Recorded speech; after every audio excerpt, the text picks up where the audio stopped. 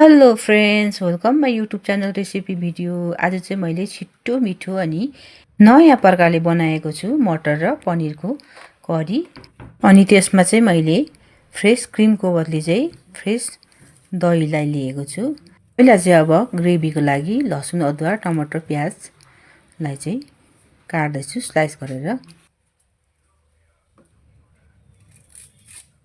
टमाटर, प्याज, अदुवालाई चाहिँ अब कति ग्रेभी खानुहुन्छ त्यस्तै प्रकारले चाहिँ अब काट्नुपर्ने हुन्छ। मैले दुईटा प्याजको ग्रेभी बनाउँदैछु अनि टमाटरलाई चाहिँ मैले एउटालाई लिएको छु ठुलो खालको। अनि लसुनलाई अब 2-3 पोडीलाई छिल्नेछु म। फ्रेन्ड्स, भिडियोलाई अन्तसम्म हेरिदिनुहोस् होला अनि मन परेमा सब्सक्राइब, लाइक, कमेन्ट गरेर सपोर्ट पनि गरिदिनुहोस् होला। टमाटरलाई पनि अब दुई भागमा स्लाइस गरेको छु मैले। अब प्याज र टमाटर अनि मटरलाई चाहिँ म पहिला चाहिँ बोइल गर्नेछु। अनि त्यसको लागि चाहिँ मैले एउटा पेनमा फर्स्टमा चाहिँ फ्रेस मटरलाई लिएको छु, हरियो मटर। अनि त्यसमै मैले काटेको स्लाइस प्याज र टमाटरलाई पनि राख्दैछु। अब तातो पानी लगाएर चाहिँ मजाले त्यसलाई 5 मिनटसम्म चाहिँ ढकनी लगाएर चाहिँ बोइल गर्दैछु। अब प्याज र टमाटरलाई यस्तो प्रकारले पकाउनाले चाहिँ ग्रेभीमा चाहिँ मिठो टेस्ट हुन्छ अनि छिट्टो पनि पाक्छ। अब मटर र प्याज टमाटरलाई पाक्न छोडेपछि अब यता म चाहिँ पनिरलाई पनि स्लाइस गरेर काट्दैछु। अब पनिरको स्लाइस चाहिँ अब सानो ठुलो आफ्नो हिसाबले जस्तो प्रकारले काट्दा पनि हुन्छ। मैले चाहिँ मिडियम साइजमा अलिकति लामो लामो गरेर चाहिँ काट्दैछु। अब सबै काटिसकेपछि चाहिँ एउटा प्लेटमा अलग्गै राखेपछि अब यो फ्रेस दहीलाई पनि म मिक्सर ग्राइन्डरमा लगाएर चाहिँ कम्ती मात्रामा हल्का ग्राइन्ड गर्नेछु।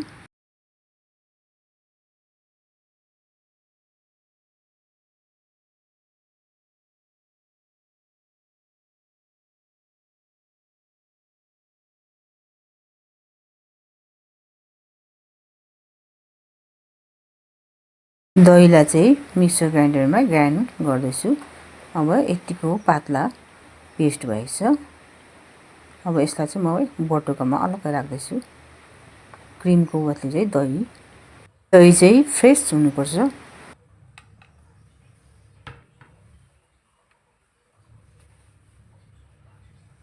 मटर, टमाटर, प्याज पनि पाकिसकेको छ। अब ढकनी खोलेर चाहिँ अब मटरलाई टेस्ट गरेपछि चाहिँ पाकिसकेको छ। यतिको पाकेपछि चाहिँ अब प्याज र टमाटरलाई अलग्गै प्लेटमा निकाल्दैछु। प्याज र टमाटरलाई पहिला यसरी बोइल गरेको छ भने चाहिँ प्याजको काँचो गन्ध चाहिँ हराइसकेको हुन्छ बोइल भएर। अब यसलाई चाहिँ मिक्सर ग्राइन्डरमा पेस्ट बनाएर चाहिँ ग्रेभीको लागि पकाउँदा चाहिँ छिटो पाक्छ अनि मिठो पनि हुन्छ। यो टमाटर पनि मजाले यसरी पाकिसकेको छ। अब यसलाई चाहिँ मिक्सर ग्राइन्डरमा पेस्ट बनाउनु पर्ने हुन्छ।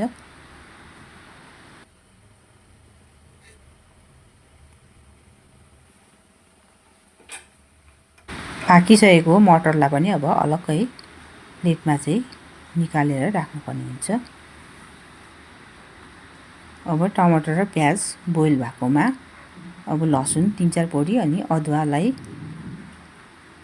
लगाएर चाहिँ अब मजाले पेस्ट यसरी बनाएको छु।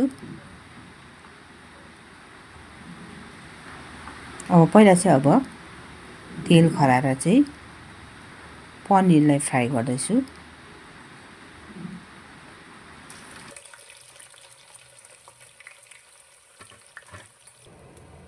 पनिर तेलमा लगाएपछि चाहिँ हल्कासित उल्टापल्टा गरेर चाहिँ फ्राई गर्नुपर्ने हुन्छ। चारैपट्टि हल्का गोल्डन ब्राउन भएपछि चाहिँ अब एउटा बटुकोमा चाहिँ पानी अनि नुन फिटेर चाहिँ राख्नुपर्ने हुन्छ। पनिर फ्राई गरिसकेपछि चाहिँ नुन पानीमा चाहिँ मजाले लगाएर चाहिँ एकछिन भिजाएर राख्नुपर्ने हुन्छ। त्यसो गर्नाले चाहिँ सफ्ट पनि बस्छ अनि रसिलो पनि हुन्छ नुनको स्वादले।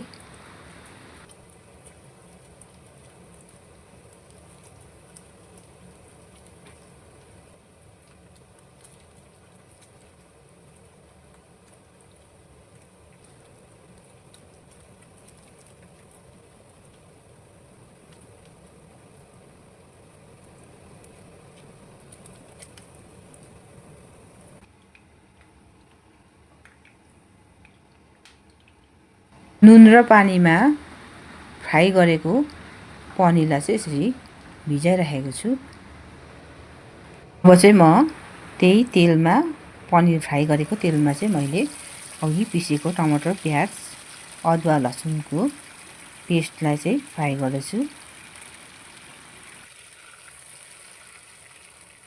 टमाटर, प्याज, अदुवा, लसुनको पेस्टलाई चाहिँ अब लगाएर अब मजाले एकपल्ट सरर चलाएपछि चाहिँ अलिकति मैले चाहिँ पानी माथिबाट एड गर्दैछु।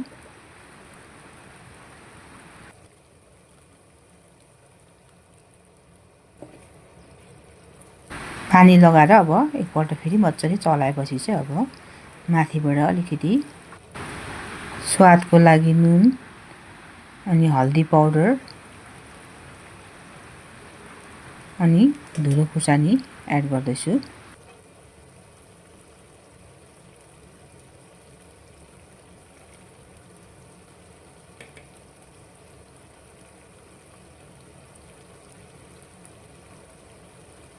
सबै लगाएर चाहिँ अब एकपल्ट फेरि मजाले मिक्स गर्दैछु।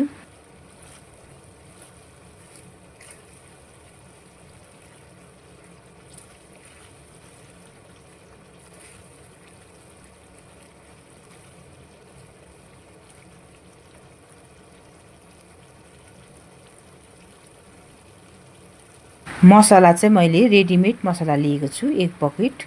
यसमा चाहिँ 1 चम्ची जति हुन्छ रेडिमेड मसला, मटर र पनिरको मसला लगाएर चाहिँ अब एकपल्ट फेरि मजाले मिक्स गर्दैछु ग्रेभीसित। मजाले मिक्स गरेपछि चाहिँ अब ढकनी लगाएर 2 मिनेटको लागि चाहिँ फेरि पकाउँदैछु।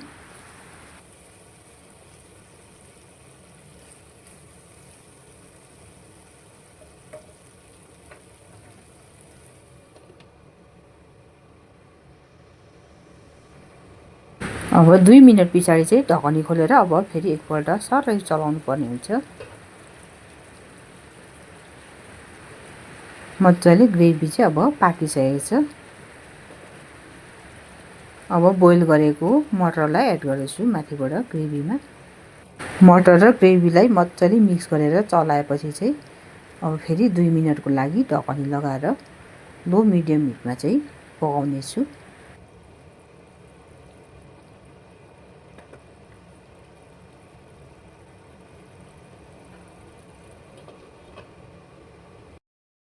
दुई मिनट पछाडि चाहिँ अब मटर र ग्रेभी चाहिँ मजाले पाकिसकेको छ।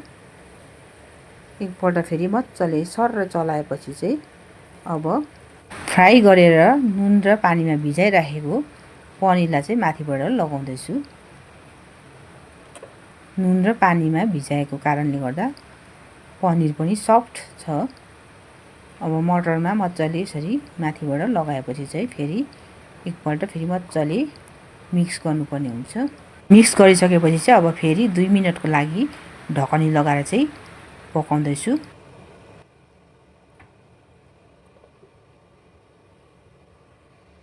दुई मिनट पछाडि चाहिँ अब मजाले ग्रेभी चाहिँ पाकिसकेको छ मटर र पनिरसँग।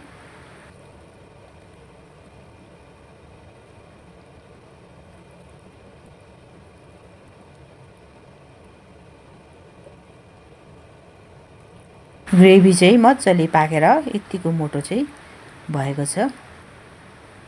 टेस्टी नयाँ प्रकारले बनाएको।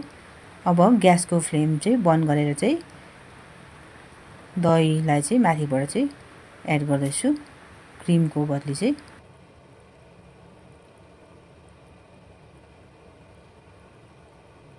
मजाले फ्रेस दहीलाई चाहिँ यसरी लगाएपछि चाहिँ अब गार्निसिङ चाहिँ म फ्रेस हरियो धनिया पत्ताले चाहिँ गर्दैछु।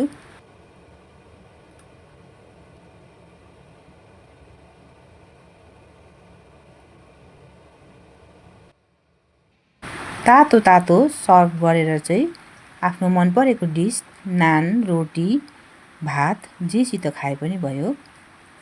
छिटो मिठो अनि सजिलोसित बनाउन सकिने मटर पनिरको रेसिपी तपाईहरूले कुन ठाउँ कुन जग्गाबाट हेर्नुहुँदैछ कमेन्ट बक्समा लेख्नुहोस् होला अनि भिडियो अन्तसम्म हेरिदिनु भएकोमा धेरै धेरै धन्यवाद।